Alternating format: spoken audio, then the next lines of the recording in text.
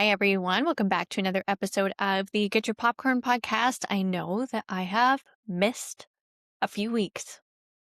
It's been a weird time for me in my personal life. Sorry about that. Missed 2 weeks. I'm back. I'll be back every Sunday. So don't worry. We'll be back to regular scheduled programming. Been a weird couple weeks, but that's a story for another day. It's also been a weird couple weeks in the world. So my thoughts are with everything that's happening around the globe. My God, guys, this is just crazy. And I know normally I do rant a little bit at the top of each episode, but today we're just going to jump into the episode. We're going over Emerald Fennell's Wuthering Heights. Also, I did get some tattoo outlines. So if you see this shininess on my arm, for those of you watching the video, it's just the second skin wrap. So, yes, Wuthering Heights. I had the opportunity to see it a week ago today, and I was just absolutely blown away. I was very, very nervous coming into seeing the film because of some of the negative reviews I had seen. And of course, leading up to it, there's so much discussion about Jacob Elordi's casting as Heathcliff. Now, I am a big fan of the novel. I read it in English literature class in high school. And then I read it again recently before watching the film. And by read it, I mean an audiobook because I'm a busy gal and I commute a lot. So audiobooks are my jam. I love them. And the character of Heathcliff is very complex. And he is described, and I'm going to put this in quotations because it's not mine, as a dark-skinned gypsy in part of the book. He's also described as pale as the wall at one point. So it's very ambiguous for his casting. There are scholars that suggest he is maybe a mixed child of the character of Mr. Earnshaw. He was illegitimate with a this is, during the slave trade, that those boats went through England a lot of the time. And so there's some suggestion that it's that. There's also some scholars that think maybe he was of Irish descent or, just Eastern European, or some suggestion that he might have been from India. So there's a lot of big ambiguity on the casting. The most likely theory, I think, is probably a person of color or mixed descent of some kind. Obviously, this is a fiction novel, so you kind of just have to go with it. And also, our discussion on whiteness is really changed over the years. Irish people were very much othered at that point. We were not really considered white, especially by Britain. So, that is a possible theory as well, in which case Jacob Elordi's casting does make sense because he's a white guy, although he is Australian. If it indeed we're going with the theory that he's a person of color, it is kind of a weird casting choice for sure. Emerald Fennell, in watching interviews with her about this, her discussion on it, because this is not a tried and true faithful adaptation. This is a version of the story. That's why she's put it in quotations as Wuthering Heights. And essentially what she said is this is the book that she kind of interpreted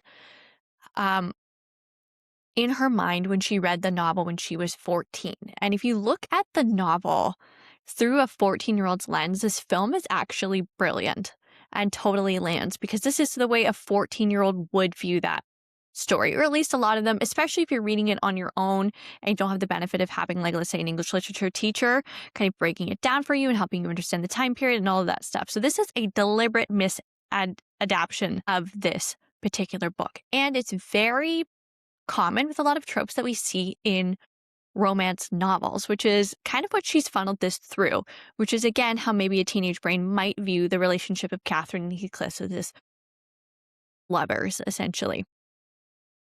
And so if we're thinking about that, the filming and the casting and all of it makes perfect sense. Because I don't know about you, but if I read a book and it's supposed to be like the most handsome guy in the universe or whatever, and like, I don't know what your guys' type, you're reading the description of the characters and you're reading it, and you're like, oh, like, I don't know, I like kind of skinny guys, and I don't really look like that. I don't know how to describe it, like a Jason Momoa type. Like, that's not, I mean, he's attractive for other people, but not for me. That's really not my thing.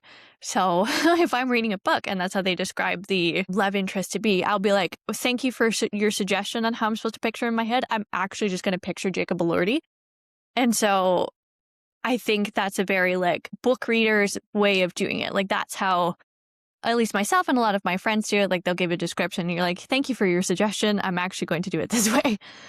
Um, but again, this is, a further discussion on casting of people of color in film. And that is important. And I do not want to negate that in any way. We've had 35 adaptations of Wuthering Heights at this point, and I believe only one as a person of color. So if we look back at the history of this film, some of the notable other versions of Heathcliff, of course, is Laurence Olivier from the 1939 version, which in my opinion, other than this one, is the best version. We also have a version from the 90s with Ray Fiennes. So there's been a lot of whitewashing of this story over the years, but only the story kind of makes a lot more sense if you're going with the theory that maybe Heathcliff was Irish. Although people who are Irish have like my skin tone a lot of the time. I've got mostly Irish genes and I feel like I look a lot like I have pretty strong Irish genes.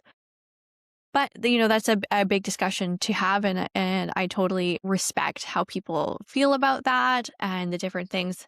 I think race in terms of this particular story, given the casting of some of the other characters, is not what she's trying to do with this story in her particular adaptation. She is focusing a lot more on the love story between Catherine and Heathcliff as opposed to the overall like class and race conversations that are happening within the novel. She sort of cherry picks this particular thread. And whether you like that or not, that was her vision and that is what she accomplished. However, with the casting of both Nellie and Mr. Linton of being people of color, the film isn't completely whitewashed. It sort of removed the kind of discussion or the greater discussions on race out of it, kept class without having that, and then kind of blind cast within that. And of course, we're then looking at something that is talking about class without having the intersection of race, which is whether or not we can have a nuanced discussion on that. Again, this is very complicated. I have to be honest, I loved this movie. I really did. I loved everything that everybody did with it. I thought they were great. I thought all of the characters, all of them, they were great actors. They did great things in their roles. And I thought particularly the character of Nellie was like super complex. And I didn't really view her, I won't get into that, but I didn't really view her as a villain. I know a lot of people are talking about how the two villains, so to speak, are the people of color. I don't look at Edgar at all as a villain. Mr. Linton, like he is he's for me was framed like this lovely man who unfortunately is caught in the shrapnel of Heathcliff and Catherine. And all he tried to do was love his wife and give her everything he could. He seemed lovely. And Nellie I thought was very complex. And I thought I didn't look at her as a straight villain. I looked at her as she thought through her mind that she was trying to protect Kathy, and she was. This was an extremely toxic relationship. Kathy was married. She's having this affair. She's having this affair with this man who's absolutely just lovely and loves her. And Heathcliff is toxic. He doesn't have much to offer her. They have like a weird codependent relationship. And obviously Heathcliff, again, is capable of really dark things. They have no idea how he got his money. He's willing to use people like Isabella in order to get to Catherine. Like, Heathcliff is not a great guy, and like, so I don't think Nellie is really the villain, and of course we'll get to the end, but Kathy's very dramatic the entire time, so for her to say that she's unwell, she's claimed that through the whole story, and for Nellie to like not really take it seriously, again, I don't think Nellie is the villain in this story.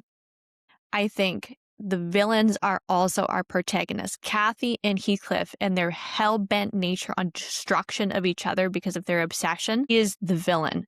The villain is more of a overarching theory as opposed to a single person. And I think framing Nellie as the villain is reducing her and reducing the quality and complex nature of Nellie's character and the actress Hong Chow and her incredible ability to bring many layers to that character. And I think it does a disservice when people are just saying, well, she's the villain. She's not. She's not. The villains are Kathy and Heathcliff and their toxicity and their obsession, which is in line with the book. And the book actually is two parts, essentially. We've got the one generation of Kathy and Heathcliff, and then we follow their children later. It doesn't have the first part of the book with Mr. Lockwood and his discussion with Nellie and the ghost story and all of that. It sort of just jumps right into the story that Nellie is telling because she's one of the narrators in the original novel. So this film came out on February 13th, so right before Valentine's Day. At this point, right now, I'm recording on March 1st. It has made $192 million with a budget of $80 million. In my estimations, usually marketing budgets are for these stuff, especially this one that is pumped full of marketing, is usually, half to what the budget is. So at this point, it is definitely broken even, at least in and around $60 million profit. So this film is doing quite well.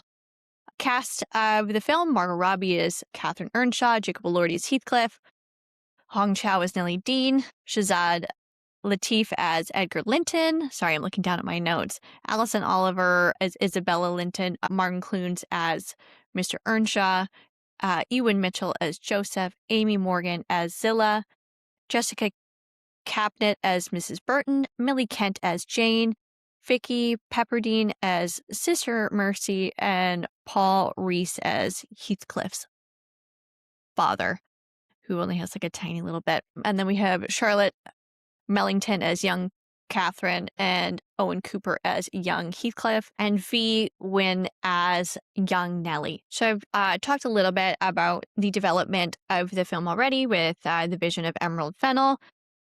What I like so much about this, the development of this, is, there's been a bit of a bidding war, especially after Saltburn, for Emerald Fennell's next project. And so Netflix bid at this film at $150 million, but Warner Brothers bid lower with $80 million for the budget, would promise a theatrical release, a full theatrical release. And both Margot Robbie and Emerald Fennell have been strong standards with the theater-going experience. Emerald Fennell, of course, with her visions and her sort of expansive world. For me, she has a bit of a Tim Burton quality, and you look at the film, you're like, that's an Emerald Fennell film. Is a big proponent of seeing films in the theaters. Emerald Fennell stuff, it's just so spectacular to see it on the screen with all those colors and all those shots and the beautiful everything. This is a film that should be seen in the theater.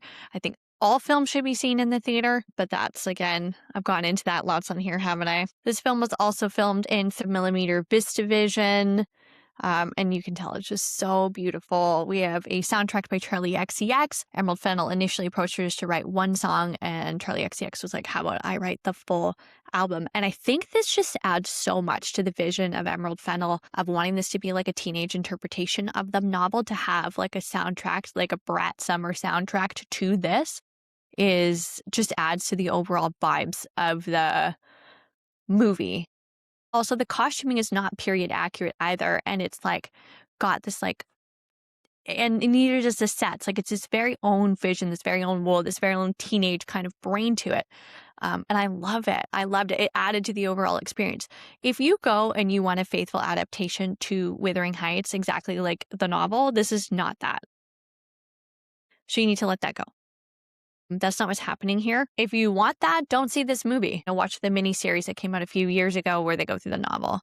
This is a deliberate misadaptation of the book. And we've also seen that all over movie history, too. This is not the first time we've seen this. We see lots of adaptations. So Fight Club is not a faithful adaptation. Shrek is not a faithful adaptation. The Shining, which got a lot of criticism now, but is back when it was released, but now is, I believe, on the AFI Top 100 films of all time, is so inaccurate, it pissed off Stephen King. He hates the adaptation of that, because it's not the novel, but this is regarded as high art, right? So Emerald Fennell cops a lot of shit for this, and but I don't really see it as any different than the way Stanley Kubrick did his Shining.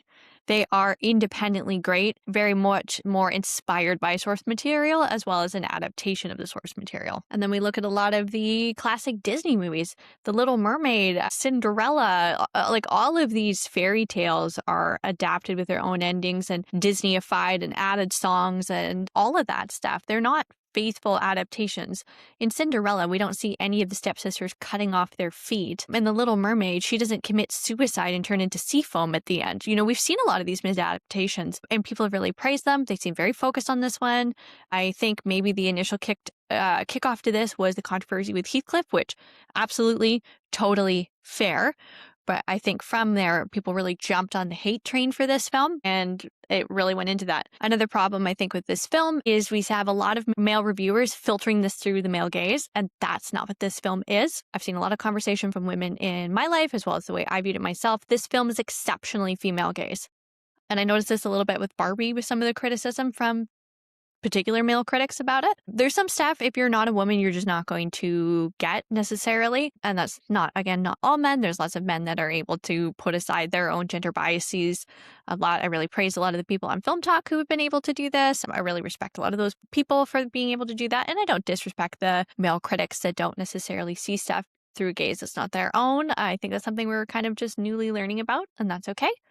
But this film is very female gaze. There's we're promised this like big, like kind of sexual exploration or whatever. And so people are kind of upset there's no like graphic sex in this. And I think that's what they expected. It's very foreplay, like very building of emotion, very different shots, very eye contact, there's a lot of like misinterpretations of sounds that we see are just everyday things. So this is just like running through Kathy and Heathcliff's mind, like all day, every day, just the two of them obsession. They see each other in bread and eggs, like all of it. Very viscous, very visceral. But that's how a lot of the time women see things, how they feel things. They feel things in their body more. They have to have their mind in it. It isn't just this visual gratification. And I think the way that men view things, and again, not all men, not all women for sure. There's going to be a spectrum to this. I'm not discounting anybody's opinion or whatever, but I think, at least for myself and a lot of the women I've talked to in my life, really felt this film was very sexy with a big payoff, even though it didn't have that graphicness to it, because it's the way a lot of us think about stuff, and the anticipation and the build and like the desire through connection and the yearning. I think all women just want a man that would like follow, to quote the film, follow them like a dog to the ends of the earth. That's what women find sexy, a lot of it. You're like, just fucking whatever I do, just blindly follow me. Just please, just support me, just love me, just all my faults. Just like, Kathy is like not great. Like she's like kind of a horrible person, but Heathcliff is like obsessed with her. And I think a lot of us, like in our like little heart of hearts, or little book nerd hearts, a little whatever, like I want that. Just a man that like just is kind of obsessed with us. A little bit. Not to the point where he would destroy other people's lives, but like also, this is a fantasy. This is supposed to be a fantasy. It's not supposed to be reality. It's not supposed to. That's what this movie is it's just a teenage fantasy, all happening inside Emerald Fennell's head, then pushed onto the screen. And so I think that's what it is. And I think another part of the criticism that we've seen a lot is people saying that this isn't supposed to be a love story, that the novel isn't a love story. The novel is a love story. It's just not one that's comfortable. It's not one that's comfortable. We don't like to talk about relationships that include elements of domestic violence. We don't like to talk about those love stories very much. We have to frame them as all bad. We have to frame them as not a love story. We hear a lot about how that isn't love, but there are love components to domestic violence. That's how it starts. With obsession, with all of these things. It's really complicated. That's why it's really hard for people to leave, among many other reasons, of course. But these feelings, this toxicity, a feeling of obsession, these elements of psychological torture, of yearning, of involving other people to break them down. These are two toxic people who are in love and obsessed with each other in a way that they want to control and possess them. And it's not a comfy love story. It's not one that feels good. It's not any of that. But it still is a love story in the book and in the movie. In the movie, it really kind of softens the edges of a lot of that. Again, like that's the vision of the director for this film, to soften some of those edges and frame it more as a love story. If you read the book, it's a much more complicated. But that there are elements, and that is the type of love that people do experience. There are people that experience it's like a high toxicity, these high highs, this controlling need, this obsessive want for someone that isn't necessarily rational. Let's also remember that they're on the moors and there's no one around that'll make anybody go cuckoo. But that's part of it. And so I don't really like the discussion online saying this isn't a love story. It is a love story, both in the book and the movie. It's just not one that's comfortable and makes you feel good. We're not watching like somebody marry their prince happily ever after. It's just, that's not what it is. This is two very, very toxic people trying to possess and control each other until they die. And so it's just not comfortable. And I think that people are catching a lot of Emerald Fennell's movie is catching a lot of criticism for people that, just maybe don't understand that that's a possibility for a love story. Maybe people that haven't experienced those really, really toxic things. Yeah. Another big through line of this film is the very clear homage in a lot of the cinematography and the scenes and the setup to Gone with the Wind. I've done a deep dive on that actually in February of last year. So if you want to go back and listen to those episodes where I talk a lot about that film obviously exceptionally controversial and racist. It was then and it is now. So I do deep dive all of that. But lots of the shots, lots of the cinematography, and actually even the way that Kathy and Heathcliff are in this movie is very reminiscent of Scarlett and Rhett, and it kind of flips the script. What if Scarlett married Ashley and then yearned for Rhett instead of the other way around? So it's very interesting through that, especially when you're, if you have seen Gone with the Wind, you can see it all throughout the costuming, different conversations. Like Gone with the Wind's fingerprints are all over this movie. So we'll get into the beginning part of the plot. This opens up in 1771 at a hanging. We see Catherine Earnshaw and Nellie. They're two children. Nellie is Kathy's kind of servant slash companion. Nellie has an illegitimate father, so she is forever cast aside and at a lower class. We then meet Kathy's family and Wuthering Heights. So Kathy's family is the Earnshaws, and so they no longer have the money that they need to because her father drinks and gambles a lot and it is quite abusive, but they still carry a bit of cachet with their name from their previous fortune. And he brings home a boy, Heathcliff, who is going to be Kathy's pet. So he quotes, she names him Heathcliff after her dead brother. This is the same as the book. Now, Mr. Earnshaw is a bit of a composite character in this adaptation of the film between him and then Kathy's brother, which both appear in the novel, but it's just Mr. Earnshaw in this, and he comes kind of a composite character for her brother. We see these great scenes of Kathy and Heathcliff, and they're kind of bonding. Kathy is a pain in the ass, and Heathcliff is kind of a little more distant. There's a scene where Kathy and Heathcliff are exploring the moors, and it starts to rain, and Heathcliff is trying to talk her into going back, and she doesn't want to. She's a bit stubborn, and so they're waiting in this little arch or whatever, and it's just really cute.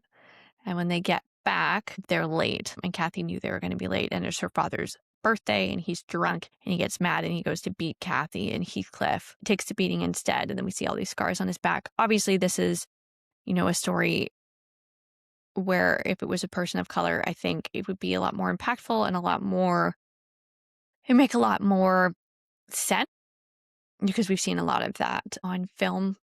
And of course, there was that in real life for people. So that's when we cut to Heathcliff and Kathy being older. They're now grown. We see the scars on Heathcliff's back. We see scenes of them. There's like a lot of like flirting where they hang out. Kathy kind of follows Heathcliff around, even though Heathcliff has to do hard labor and she's always bothering him.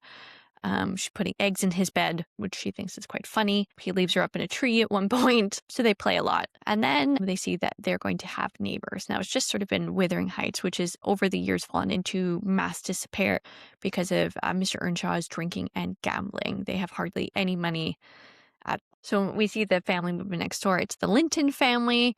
And they're moving into Thrushcross Grange, which is next to Wuthering Heights.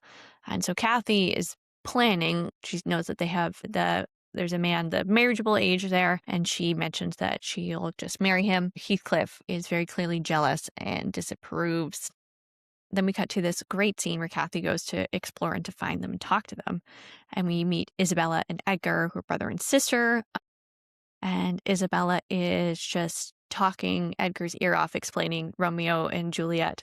And she's so passionate, and Edgar just looking at her with these like huge eyes, like, oh my God, please stop talking. I just love it. It's like every girl ever that's explained the plot of a book to a man and they're like, fuck, please stop. I love it. And then she sees Kathy's face over the gate, and then Kathy ends up spraining her ankle, and Edgar finds her back there, and she stays with them for a little while. For 6 weeks, Edgar very much is interested in Kathy and proposes.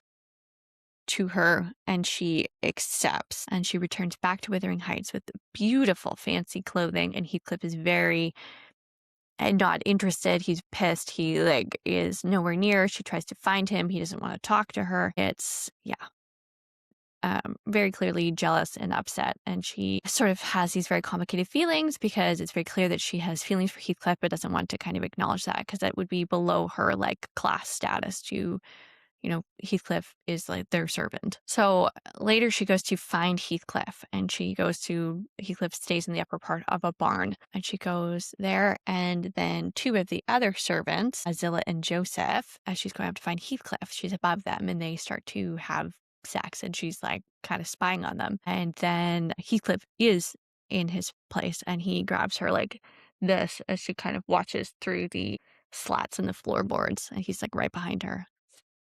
That's what I'm saying, girls. Like that was for the girls, that one. And so the next day, Kathy is watching bread making in the morning while trying to have her breakfast. She's obviously like very turned on.